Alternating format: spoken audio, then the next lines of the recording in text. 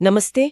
आज हम ऑपरेशन सिंदूर पर एक गहरी नजर डालने वाले हैं। जी। हमारे पास इसके बारे में काफी जानकारी है, खबरें हैं, डिफेंस एनालिसिस हैं, कुछ रिपोर्ट जमीनी हकीकत भी बताती हैं। बिल्कुल। तो कोशिश यही रहेगी कि समझें कि असल में हुआ क्या और क्यों हुआ। हाँ, मतलब स्रोतों के आधार पर ये देखना कि ये ऑपरेशन क्यों हुआ, नाम संदूरी क्यों, सही। कैसे इसे किया गया और फिर इसके असर फौरी तौर पर और शायद लंबे समय में क्या हो सकते हैं। हाँ, और कोशिश करेंगे कि जो अलग अलग बातें सामने आ रही हैं जी उन्हें ठीक से पेश करें। जी, एक बैलेंस्ड व्यू। तो चलिए शुरू करते हैं बिल्कुल बेसिक से। पृष्ठभूमि क्या थी इसकी? देखिए, 22 अप्रैल 2025 को वो पहलगाम में एक आतंकी हमला हुआ था, जम्मू कश्मीर में। हाँ, जिसमें 26 नागरिकों की जान गई थी। काफी दुखद घटना थी वो। बहुत दुखद।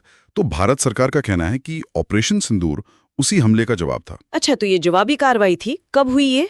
ये हुई 6 और 7 मई 2025 की रात को। रात में? हाँ, देर रात। भारतीय आर्म्ड फोर्सेस ने पाकिस्तान और पाकिस्तान ऑक्युपाइड कश्मीर मतलब पीओके जी। वहां 9 ठिकानों पर मिसाइल और हवाई हमले किए। 9 ठिकानों पर। और भारत का क्या कहना था इस पर, मतलब ऑफिशियली? उनका आधिकारिक पक्ष यही था कि ये हमले सिर्फ टेररिस्ट इंफ्रास्ट्रक्चर को टारगेट करके किए गए। अच्छा, सिर्फ उसे? हाँ, कि पाकिस्तानी सेना या आम नागरिकों को निशाना नहीं बनाया गया, ये उनका दावा था। अब आते हैं इस नाम पर, सिंदूर। इसने काफी ध्यान खींचा। क्यों ये नाम? हाँ, ये काफी सिंबॉलिक है। जो रिपोर्ट्स हैं वो कहती हैं कि ये नाम प्रधानमंत्री नरेंद्र मोदी ने सुझाया था। ओह, अच्छा। जी। और इसका जो कनेक्शन है वो पहलगाम हमले से जुड़ा जा रहा है। पहलगाम हमला, जहाँ कहा गया कि शादीशुदा मर्दों को निशाना बनाया गया। हाँ, कथित तौर पर, जिससे उनकी पत्नियां विधवा हो गईं। तो ये नाम एक तरह से उन महिलाओं के लिए, उनके उजड़े सिंदूर के लिए न्याय। बिल्कुल न्याय और श्रद्धांजलि ऐसा प्रतीक माना जा रहा है। एक भावनात्मक पहलू। वाकई नाम अपने आप में बहुत कुछ कहता है। अच्छा, तो ये ऑपरेशन हुआ कैसे? मतलब तकनीकी तौर पर क्या जानकारी है? ये एक मिला जुला ऑपरेशन था, रात करीब 1 से 3:30 बजे के बीच। तीनों सेनाएं शामिल थी? हाँ, आर्मी, एयरफोर्स, नेवी, सब एक कोऑर्डिनेटेड एफर्ट।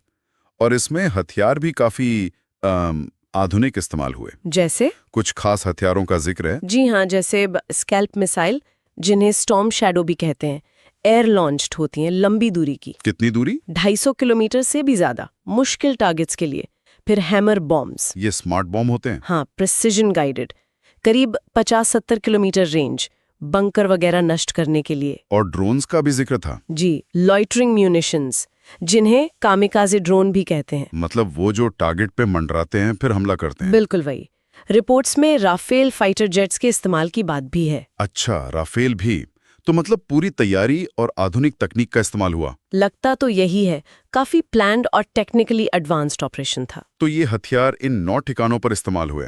ये ठिकाने कौन से थे, कुछ पता है इनके बारे में? जी, जानकारी जो है उसके हिसाब से 4 ठिकाने पाकिस्तान की मुख्य जमीन पर थे और 5 पीओके में। अच्छा, कुछ नाम भी सामने आए हैं? हाँ, कुछ प्रमुख नाम हैं, जैसे बहावलपुर में जैश ए मोहम्मद का वो आइडियोलॉजिकल हेडक्वार्टर, मरकज सुभान अल्लाह जैश का। और मुरीदके में लश्कर तैयबा का बहुत बड़ा हेडक्वार्टर है, मरकज तैयबा, करीब 200 एकड़ में फैला हुआ। बाप रे, 200 एकड़! जी, इसके अलावा कोटली और मुजफ्फराबाद में भी जैश और लश्कर के ट्रेनिंग कैंप और लॉन्च पैड निशाने पर थे। हाँ, सेना की प्रेस कॉन्फ्रेंस भी हुई थी शायद। हाँ, बिल्कुल। कर्नल सोफिया कुरैशी और विंग कमांडर व्योमिका सिंह ने जानकारी दी थी ऑपरेशन की। ठीक है, तो भारत ने कहा ये आतंकवाद विरोधी कार्रवाई थी। पाकिस्तान ने क्या कहा, उनकी क्या प्रतिक्रिया थी? पाकिस्तान ने जाहिर है इसकी कड़ी निंदा की, बहुत कड़ी। उन्होंने क्या कहा इसे? उन्होंने इसे एक्ट ऑफ वॉर कहा, मतलब युद्ध छेड़ने जैसी कार्रवाई, और कहा कि ये नागरिक इलाकों पर हमला था। नागरिक इलाके, उन्होंने नुकसान का दावा किया? हाँ, पाकिस्तानी अधिकारियों ने कहा कि 26 नागरिक मारे गए, जिनमें बच्चे भी शामिल थे। और उन्होंने जवाबी कार्रवाई की बात भी कही। माहौल तनावपूर्ण हो गया होगा। बिल्कुल। लाहौर और सियालकोट एयरपोर्ट बंद कर दिए गए थे। और वो जो खबरें थीं कि दोनों तरफ से विमान गिराने के दावे हुए। हाँ, वो भी था। देखिए, विकिपीडिया जैसे ओपन सोर्स प्लेटफॉर्म्स पर दोनों तरफ के दावे दिखते हैं। जैसे पाकिस्तान ने क्लेम किया कि उन्होंने कई भारतीय विमान मार गिराए। भारत ने कहा यह गलत है।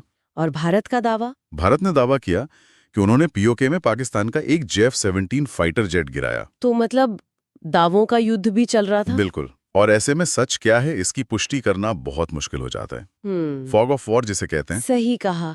अच्छा, ये तो हुई पाकिस्तान की प्रतिक्रिया। भारत के अंदर और दुनिया भर में क्या माहौल था? भारत में जाहिर है पहलगाम हमले के जो पीड़ित परिवार थे, हाँ, उन्होंने इस कार्रवाई का स्वागत किया। एक और दिलचस्प बात हुई। क्या? किसान संगठन उस समय रेल रोको आंदोलन चला रहे थे। हाँ, याद है। उन्होंने देश के हालात देखकर अपना आंदोलन टाल दिया। अच्छा, ये भी हुआ?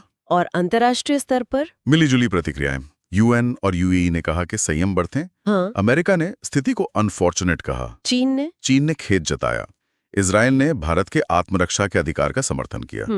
और एयरलाइंस वगैरह? हाँ, कई एयरलाइंस ने उस रूट पर अपनी उड़ानें या तो रोक दी या रास्ते बदल दिए, एहतियात के तौर पे। तो कुल मिलाकर देखें तो ऑपरेशन सिंदूर एक काफी जटिल मामला है।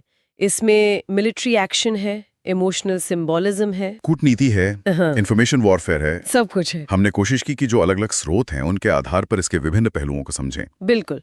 और यहाँ एक सवाल ये भी उठता है कि ऐसे माहौल में जहाँ दोनों पक्ष अपनी अपनी कहानी पेश कर रहे हों, हाँ, विश्वसनीय जानकारी तक पहुंचना कितना मुश्किल हो जाता है ना? बिल्कुल। और दूसरा, इस तरह के एक्शन का आगे चलकर इस क्षेत्र की शांति और स्थिरता पर क्या असर पड़ेगा, ये देखना बहुत अहम होगा।